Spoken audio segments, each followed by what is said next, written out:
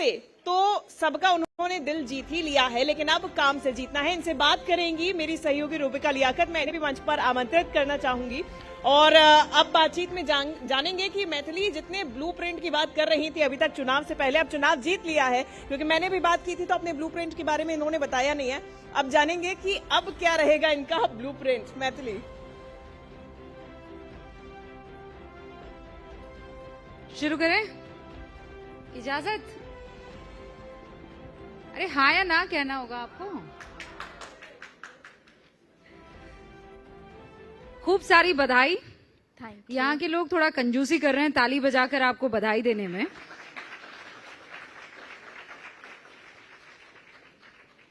पच्चीस साल की छोटी सी लड़की जब विधायक बन जाती है तो लगता कैसा है, वो फीलिंग कैसी होती है? वैसी ही जैसे आप गाती थी और प्रधानमंत्री ने आपको जब अवार्ड दिया था, या ये फीलिंग थोड़ी अलहदा है? मैं कैसे एक्सप्रेस करूं, मतलब बहुत कुछ ज़्यादा। बहुत सारे लोगों ने बहुत उत्साह मनाया है। मेरी मम्मी इतनी भावुक, मेरे परिवार में सब लोग इतने खुश, सब हमारे प्रशंसक बहुत खुश। मैं भी इस चीज़ को लेके बहुत ही ज़्यादा खुशी से ज़्यादा रिस्पॉन्सिबल महसूस कर रही हूँ। कंधे अब ऐसा लग रहा है थोड़े भारी हो गए हैं और अब लग रहा है कि अब काम करना शुरू करना है। ओथ बहुत जल्दी हम लोग लेने वाले हैं, उसके बाद से मैं क्षेत्र में रहूंगी और सारा समय क्षेत्र में ही बिताऊंगी। तो आपने शपथ याद कर ली है? याद बिल्कुल, जो लिखा है वर्ड टू वर्ड नहीं, लेकिन उसका मतलब तो मुझे समझ है। अच्छा, अब कामकाज शुरू करें उससे पहले एक वीडियो आपको दिखाना चाहते हैं। Can we play the video please? अच्छा, वीडियो आप चलाएं उससे पहले मैं जरा मैथिली से कुछ सवाल जवाब कर लेती हूँ और उसके बाद वो वीडियो आएंगे। वो वीडियो बेसिकली जब आप जीत कर अपनी माँ के पास गई थी और फिर माँ बहुत भावुक हो गई थी, खूब रोई थी, आप भी बहुत भावुक हो गई थी। आपको यकीन था कि आप जीत जाएंगी? मुझे कभी लगा ही नहीं था कि मैं कभी हारूंगी।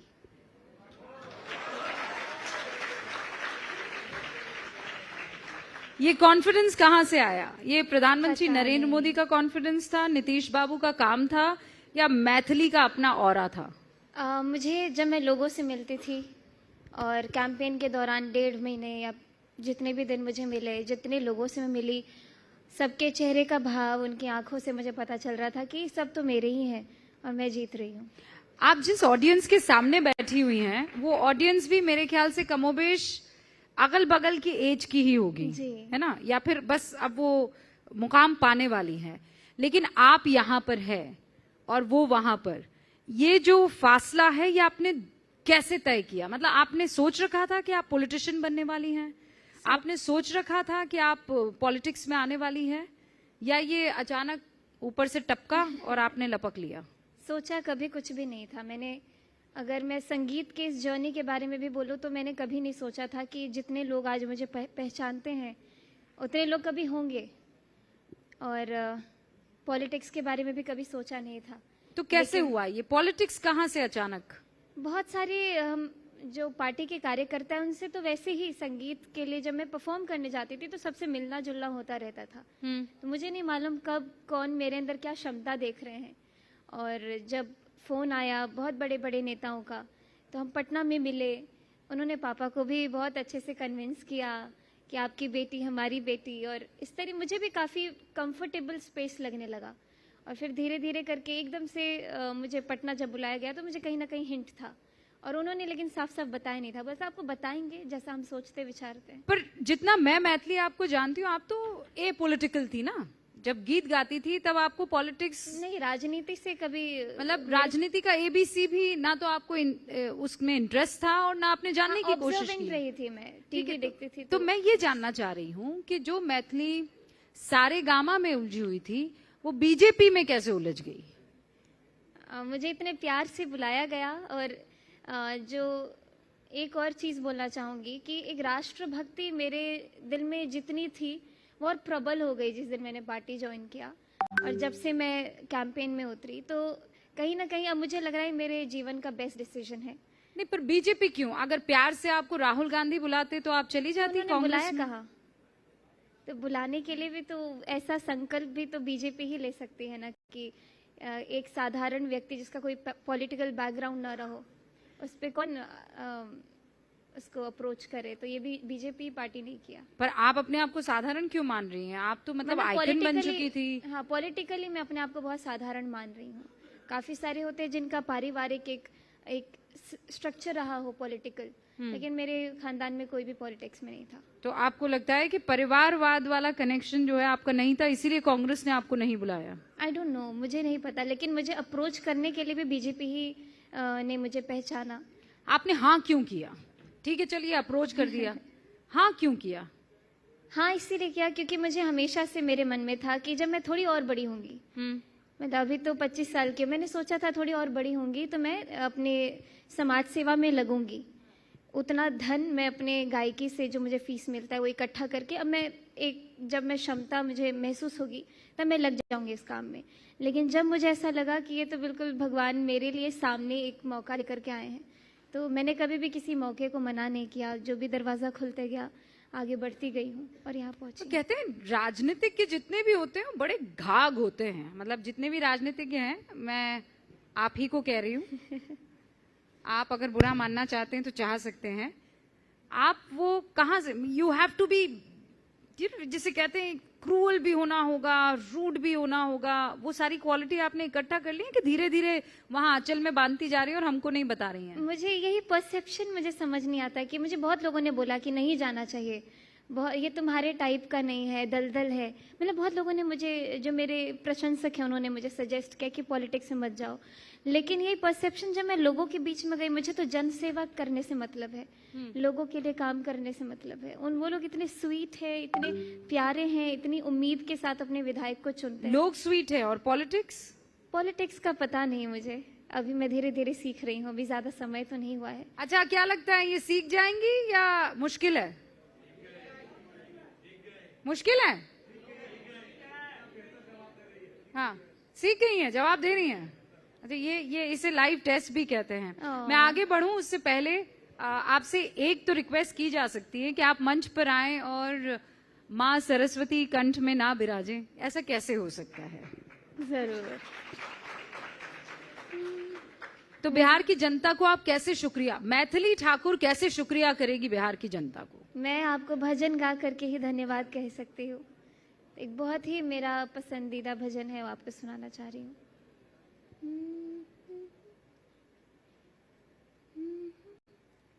थे जनकपुर गए देखने के लिए, सारी सखियां झरोखन से झांकन लगी, सारी सखियां झरोखन से झांकन लगी। देखते ही नजर मिल गई दोनों की, देखते ही नजर मिल गई दोनों की। जो जहाँ थी खड़ी की खड़ी रह गई, राम को देख कर श्री जनक नंदिनी, राम को देख कर श्री जनक नंदिनी। बाग में जा खड़ी की खड़ी रह गई, राम को देख कर। आहा हा, बहुत खूब। तो वो जहां थी वहीं खड़ी रह गई, लेकिन मैथिली जो है वो अब एक अलग राह पर निकल पड़ी है। मैं जब पिछली बार आपसे मिली थी तो आपने कहा था कि जब मैं जीत जाऊंगी तो आप उन कुछ कामों में से क्या काम करेंगी, तो आपने मुझे गिनाया था कि मैं अलीनगर का नाम बदल दूंगी। तो अब वो इरादा बदल गया है कि नहीं, उस पर आप अटल हैं? लेकिन बहुत लोगों ने मैंने 4 काम गिनाए थे, उसमें से सिर्फ अलीनगर का नाम बदल के सीतानगर रख दूंगी यही सुना। बाकी के जो आगे वाले काम थे सबको कट शॉर्ट करके एडिट कर दिया। तो बहुत सारी मन में मेरी उम्मीद है कि मैं बहुत अच्छा करने वाली हूँ, क्योंकि अगर मेरे मन में वो जोश में महसूस कर पा रही हूँ तो मैं मेरे काम में वो रिफ्लेक्ट करेगा। मैंने जैसे ही जीता, सबसे पहले हमारे जितने प्रशासन में जितने अधिकारी हैं सबसे मिलजुल के जो समन्वय स्थापित करना, तो इस काम पे लगी और सबसे मैंने सजेशंस लिए, क्योंकि इस क्षेत्र में क्या क्या नीड है ये लोगों से मुझे पता चली। जितने रोड्स है, ग्रामीण सड़कें बहुत खराब है, महिलाओं को इससे काफी दिक्कत मैं है। नाम की बात कर रही हूँ और आप रोड पर जा रही हैं। अच्छा, मुझे लगा कि आपने काम की बात की। हाँ, नहीं, मैंने तो पहले नाम की बात की, क्योंकि नाम आपने गिनाया, तो आप नाम बदलेंगे? बिल्कुल, नाम तो बदलेगा, सीतानगर तो नाम बदलेगा? हाँ, मैं अभी भी तो अटल पूरी है? कोशिश करूंगी, क्योंकि जितने लोग हैं उनकी आस्था बहुत प्रबल है कि मिथिला की भूमि है, माँ सीता की नगरी है, सीता की भूमि है, तो इसको सीतानगर बना देना बेटा। तो इस तरीके से जो उनके भाव का आदर करना भी मेरा काम है। तो वो लोगों ने कहा है कि पार्टी ने कहा है? लोगों ने कहा है और पार्टी ने इस पे हाँ बोला है। अच्छा, मतलब ये उस तरफ से नहीं आया, ये लोगों की तरफ से गया है। काम करने में आपको आसानी होगी या आपको जो बोला जाएगा वो आप कर लेंगे? वो एक डायलॉग था, जो जीजा जी कहेंगे वही मैं करूंगा। अरे इस पे भी मैं बहुत ट्रोल हुई जब मैंने 2-3 इंटरव्यू में बोला। हाँ, ट्रोल पर आएंगे, लेकिन मतलब आप कठपुतली की तरह काम करेंगे? बिल्कुल नहीं। मेरा खुद का एक विजन है अपने क्षेत्र को लेकर के। मुझे कम से कम 1 महीना तो अभी सेटल होने में लगेगा। उसके बाद जितने काम का लिस्ट जो मैं Day 1 कैंपेन से बनाते आई हूँ अपनी डायरी में, सबको एक एक करके पूरा करने की कोशिश में लग जाऊंगी। कई ऐसे लोग होंगे मैथिली जो मैं तो आपको पर्सनली जानती हूँ, तो मुझे पता है कि आपका किरदार कितना सख्त है। आप बाहर से बहुत कोमल लगती हैं, पर मैं आप सबको बता देना चाहती हूँ कि बहुत सख्त किरदार है। आप मतलब आपको ये लगे कि कितना मीठा बोल रही हैं, कितना प्यारा बोल रही हैं, कितना मधुर बोल रही हैं, इनसे तो कुछ भी करवाया जा सकता है। करवा के दिखा दीजिए आप। मैं चैलेंज करती हूँ, करवा के दिखा दीजिए। मतलब 10 बार पिताजी को भी जाकर कहना पड़ेगा, तब जाकर मैथिली हाँ करेगी, हाँ या ना? अरे पापा को मैंने कैंपेन में आने से ही मना कर दिया था कि आप आइएगा ही मत, क्योंकि पापा स्ट्रेस्ड हो जाएंगे, देखेंगे कि लोगों को मैं डांट रही हूँ इधर उधर। कुछ मतलब संभालने के लिए भी मैं पहली बार जीवन में, घर में तो मैं मम्मी पापा को थोड़ा थोड़ा डांट देती हूँ, लेकिन पहली बार ऐसा हुआ जीवन में कि इस 1.5 महीने के अंदर मैंने बहुत बड़े लोगों को, जो मुझसे उम्र में बड़े हैं, उनको भी डांट करके शांत कराना पड़ा कि ये ठीक नहीं है, ऐसे नहीं करना है। तो अभी नई आई और डांटना भी शुरू कर दिया? नहीं तो फिर सब मुझे समझेंगे ये इजी है, हर बात मानेंगी, इस तरीके से। हाँ, तो बहुत सारे ऐसे लोग मिले जिनको आपको ये बताना पड़ा कि मैं कठोर हूँ। हाँ। तो अब पापा आपको चीजें बताते? कहीं ऐसा तो नहीं है कि चुनाव जीती आप है, राज पापा करेंगे? पापा तो Day 1 से, जब से मैंने पार्टी ज्वाइन किया, पापा एक स्टेप बैक ले चुके हैं। पापा को मैं अपडेट करती हूँ कि मैंने ये किया है और अब ये करने वाली हूँ। तो वो पीछे से ये बताते नहीं है कि ये करो, ऐसे करो, ऐसे नहीं करना? पापा बोलते मैं खड़ा हूँ। बैकबोन। हाँ, मैं खड़ा हूँ। वो खड़े हैं। जोरदार तालियां मैथिली के पिताजी के लिए। आप तो बड़ा गर्व महसूस करते होंगे सर? सब उसका है, तो आपका क्या है? सब भगवान पे छोड़ दिया है। और मैथिली आपने किस पर छोड़ा है? मैं मतलब भगवान में बहुत ज्यादा आस्था है और मुझे मालूम है मुझसे कोई गलत काम तो नहीं कराएंगे। मिस्टेक से मैंने थोड़ा थोड़ा सीखा है 1.5 महीने में। कुछ गलतियां हुई होंगी, बोलने चालने में बहुत परिपक्व नहीं रही हूँ, लेकिन धीरे धीरे मैं सीखते जा रही हूँ। मुझे विश्वास है कि मैं बहुत अच्छे से खुद को साबित करूंगी। मैथिली, ट्रोलिंग का आप जिक्र कर रही थी। यहाँ पर जितने भी अभी हमारे सामने ऑडियंस बैठी हुई है, ये ज्यादातर बच्चे, ज्यादातर स्टूडेंट सोशल मीडिया पर एक्टिव हैं। मैंने तो देखा है, आपको पहले पाग पर ट्रोल किया गया कि आप उसमें मखाने खा रही थी, फिर कहा आपने पाग का मान नहीं रखा, फिर उसके बाद एक AI जनरेटेड वीडियो आया, मतलब ऐसा वीडियो जिसे देखकर कोई भी महिला, कोई भी पारिवारिक इंसान गुस्से से आग बबूला हो जाए। ये ट्रोलर्स आपको परेशान करते हैं? शुरू में तो 4-5 दिन में रेडी ही नहीं थी। मुझे मालूम नहीं था कि ये मुझे झेलना होगा। मुझे लगा कि मुझे लोग अप्रिशिएट करेंगे। अप्रिशिएट किया भी बहुत लोगों ने, लेकिन जो एक समूह था जिनका इंस्टाग्राम या सोशल मीडिया पे देखा जाए तो बहुत ही नेगेटिव कमेंट, लेकिन जब मैं पढ़ती थी तो बहुत आंखें भर आती थी। मतलब सहम जाती थी कि इतना गंदा कोई लिख सकता है, इतना गंदा कोई बोल सकता है। फिर धीरे धीरे करके जब मैंने हिम्मत जुटानी शुरू की, बहुत 4-5 दिन में एक बार मैं बहुत ज़ोर से रोई, तो कुछ मेरे जो कोर मेंबर्स थे, कुछ कार्यकर्ता थे, उन्होंने बोला कि दीदी अगर आप रोएंगे तो हम लोगों का क्या होगा। उस दिन मैंने ठान लिया कि अब ये सब कमेंट सेक्शन तो देखना ही नहीं है, क्योंकि जब खोल के देखो तो बॉट अकाउंट्स होते हैं या फिर बनते हैं तुरंत डीएक्टिवेट हो जाते हैं। तो मुझे लगा कि ये एक अलग दुनिया है, जो ऑनलाइन दुनिया है इनकी, जो ट्रोल करते हैं या कमेंट्स लिखते हैं। फिर मैं थोड़ा मैंने संभाला खुद को कि अब तो मुझे इसके लिए तैयार रहना पड़ेगा कि जब प्रधानमंत्री जी को कोई गाली दे सकता है तो मैं तो कुछ भी नहीं हूँ। जब नीतीश कुमार जी को, जिन्होंने बिहार के लिए इतना काम किया है, जब उनको कोई कुछ बोल सकता है तब तो मैं कुछ भी नहीं हूँ। तो मैं समझ गई धीरे। लेकिन यही सोशल मीडिया है जिसने आपको स्टार भी बनाया जी। तो फिर जमीन आसमान का अंतर नहीं दिखा कि एक जो है उसने पलकों पर बिठा दिया, आपको आइकन ऑफ द ईयर बना दिया, आपको सोशल मीडिया स्टार बना दिया, और जैसे ही आप पॉलिटिक्स में आई 360 डिग्री का चेंज। अब होता है, अब क्या करूँ, ये सब धीरे धीरे, यही तो ट्रांजिशन है जो मैंने 10 दिन संभला ही नहीं मुझसे मेंटली। बहुत एक प्रेशर, एक हैरेसमेंट टाइप का लग रहा था, लेकिन वो 10 दिन से 11वें दिन पे मैं बहुत स्ट्रांग बन गई। और जो लोग मुझे सपोर्ट करने वाले हैं वो ऑर्गेनिक हैं, वो असली व्यक्ति हैं। ट्रोल करने वाले तो वो लोग जो है जो सिर्फ सोशल मीडिया पे हैं, वो शायद फिजिकली जिंदा भी नहीं होंगे। लोगों ने कहा कि प्रधानमंत्री नरेंद्र मोदी की आप पसंद है क्योंकि आप में एम और वाई दोनों समीकरण हैं, महिला भी और यूथ भी। आपकी प्रधानमंत्री से बात हुई चुनाव जीतने के बाद? नहीं, मैं अभी दिल्ली जाऊंगी तो शायद उनसे मिल लूं। आप एक्साइटेड हैं उनसे मुलाकात करने के लिए? बहुत, सब कोई एक्साइटेड रहते हैं। प्रधानमंत्री जी तो बिल्कुल, उनको देख के, उनकी बातें सुन के पूरा एक्टिवेट हो जाता है इंसान। पर अब आप स्टार वो वाली नहीं रही, आप पॉलिटिशियन हैं, आप कार्यकर्ता हैं, आप टफ टास्क मास्टर से मुलाकात होने वाली है आपकी। हाँ, तो उनसे सीखने को मिलेगा।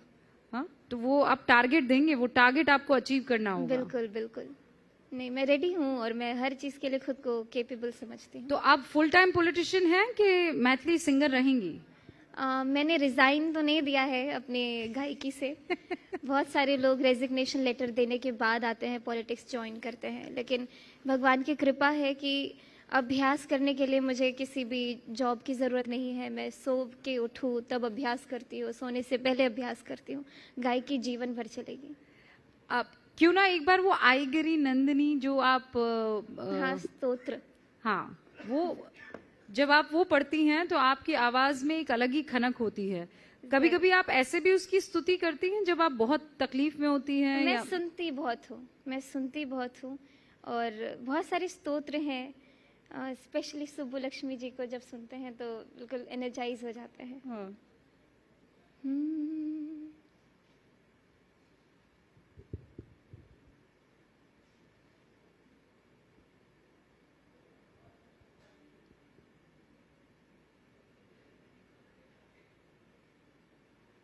माफ करिएगा, इधर जामर है शायद।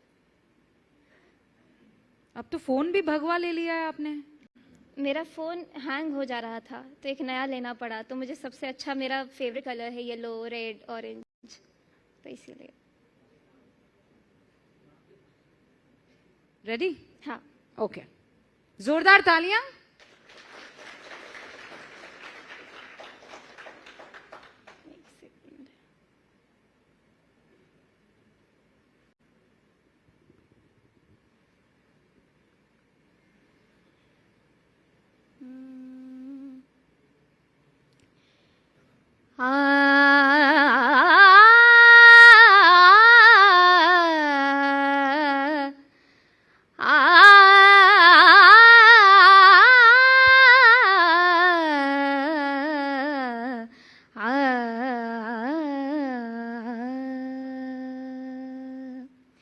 ऐगिरि नन्दिनि नन्दित मेदिनि विश्वविनोदिनि नन्दिनुते गिरिवरविन्द्य शिरोदिनि वासिनि विष्णुविलासिनि जेष्णुनुते भगवति हेशिति कण्ठकुटुम्बिनि भूरि कुटुम्बिनि भूरि कृते जय जय हे महिषासुरमर्दिनि रम्यकपर्दिनि शैलसुते ते सुरवरवर्षिणि दूर्धरदर्शिनि दुर्मुखमर्षिणि हर्षरते त्रिभुवनपोषिणि शङ्करतोषिणि किल्बिषमोषिणि घोषरते धनुजनिरोषिणि दितिसुतरोषिणि दुर्मदशोषिनि सिन्धुसुते जय जय हे महिषासुरमर्दिनि रम्यकपर्दिनि शैलसुते। बहुत खूब। स्टेज पर गाना गाना आसान है या सवालों का जवाब देना? दोनों आसान है। दोनों आसान है। हाँ। अब आपको मीडिया के सवालों से डर नहीं लगता है? नहीं नहीं नहीं, बिल्कुल नहीं। अब तो होता है पूछो, क्या पूछना है पूछो। अच्छा, क्या लगता है आरजेडी, कांग्रेस यानी विपक्षी पार्टियां चुनाव इतना बुरा क्यों हारी? ये उनका कुछ समीकरण होगा या उनकी स्ट्रैटेजी है, अब उनका प्लान ऑफ एक्शन है। इस पे तो मैं नहीं कह सकती हूँ। हम अपनी तैयारी पे ध्यान देते हैं, वो अपनी तैयारी पे ध्यान देते हैं, लेकिन जनता जो है वो सब समझती है कि उनको कौन चाहिए कौन नहीं चाहिए, इसीलिए। तो आप इस पर कोई कमेंट नहीं करेंगी? मतलब नहीं, कोई नहीं। राजनीतिक बयान देने से बचेंगी? नहीं, मेरा काम है अपने विधानसभा को सबसे श्रेष्ठ बनाना। ये टीका टिप्पणी में उलझूंगी तो फिर ज्यादा उलझ जाऊंगी, इसीलिए। तो आप कभी भी विपक्ष पर कोई टीका टिप्पणी नहीं करेंगे? नहीं, मेरा काम नहीं है वो। उसके लिए तो प्रवक्ता हमारे पार्टी के बैठे हुए हैं, उनका काम ही है काम। जवाब बढ़िया देना सीख गए हैं आप। नहीं एकदम नहीं, सुर सीखी में नहीं दे हो, रही ये हैं। दिल से निकली हुई बात है। हाँ हाँ हाँ, बिल्कुल सही। 21वीं सदी की पहली बेटी जो विधायक बनी, 25 साल की उम्र।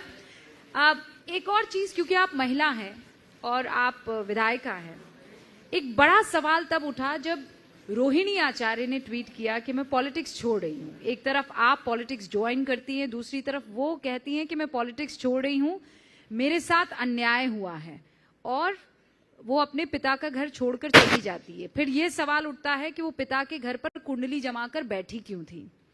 उन लोगों को आप क्या कहना कितनी चाहिए? गलत बात है। मतलब मैं अगर अपने बारे में ऐसा सोचूं, एक महिला होने के नाते, एक बेटी होने के नाते, अगर मुझ पे कोई ऐसा कमेंट करे कि मैं अपने पापा के घर में क्यों बैठी हुई हूँ, तो बहुत, मतलब मुझे लगता है इससे ज्यादा हर्टफुल चीज किसी बेटी के लिए नहीं हो सकती। किसी ने कहा कि उन्होंने किडनी इसलिए दी क्योंकि उनको एमएलए की टिकट चाहिए। ये बताइए कितना कितना गलत, कितना गलत।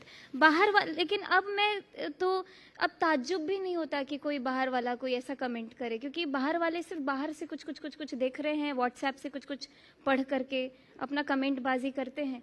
लेकिन जब एक परिवार के अंदर क्या हो रहा है वो परिवार के सदस्यों को मालूम है, तो बाहर वाले कुछ भी बोलते। अब तो मुझे पहले क्या होता है, 10 दिन मुझे बहुत कठोर लगे, समझ ही नहीं आता था कोई क्या कैसे बोल देता है, लेकिन जिस पे बीत रही है उसका तो कोई पर्सपेक्टिव सुने, उसके साथ क्या हो रहा है। तो वो 10 दिन तो आपके डिफिकल्ट थे। आपको लगता है आगे आने वाला टाइम आपके लिए आसान रहने वाला है? मुश्किल तो रहेगा, लेकिन शायद मैं उसके लिए अब इम्यून हो जाऊंगी। इम्यूनिटी चमड़ी मोटी कर लेंगे आप? इम्यूनिटी तो बढ़ेगी कि मैं सबको डाइजेस्ट कर पाऊं। सबसे पहली चीज जो आप करने वाली हैं अलीनगर के लिए? सबसे पहली चीज, मैं अपने यहाँ के हेल्थ सेंटर्स जितने हैं, हेल्थ केयर को सुधारने की बहुत ज़रूरत है। अपने जितने स्कूल की बिल्डिंग्स है उसको ठीक करने की, ताकि बच्चों में वो उमंग आए कि अब हमको स्कूल जाना है। तो ये सारी चीज़ें हैं। बुजुर्ग बहुत हैं हमारे विधानसभा में, तो उनको स्वास्थ्य की सारी सुविधाएं सही समय पर मिले, उस सुविधा ना मिलने की वजह से उनको जो दिक्कतें होती है वो ना हो। तो पहले ही दिन में, मैं अभी ओथ भी नहीं हुआ है, तो हमारे यहाँ के एक बहुत अच्छे डॉक्टर जिनको लोग बहुत पसंद करते हैं। ओथ की पहली लाइन बता दीजिए, बस वो बोलकर मैं समाप्त मैंने करूं। तो संस्कृत में पढ़ा था कि मैं मैथिली ठाकुर अपने संविधान, और मैं ये शपथ लेती हूँ कि मैं अपने नागरिकों के लिए बहुत ही कर्तव्यनिष्ठ रहूंगी। इसका भाव तो यही है, वर्ड टू वर्ड तो मुझे याद नहीं है। और वो भाव बना रहे, हम यही उम्मीद करते हैं। बहुत बहुत शुक्रिया मैथिली हमारे साथ जुड़ने के लिए। तो ये थी लोक गायिका, सबसे कम उम्र की विधायक मैथिली ठाकुर, जिन्होंने हर सवाल का जवाब दिया।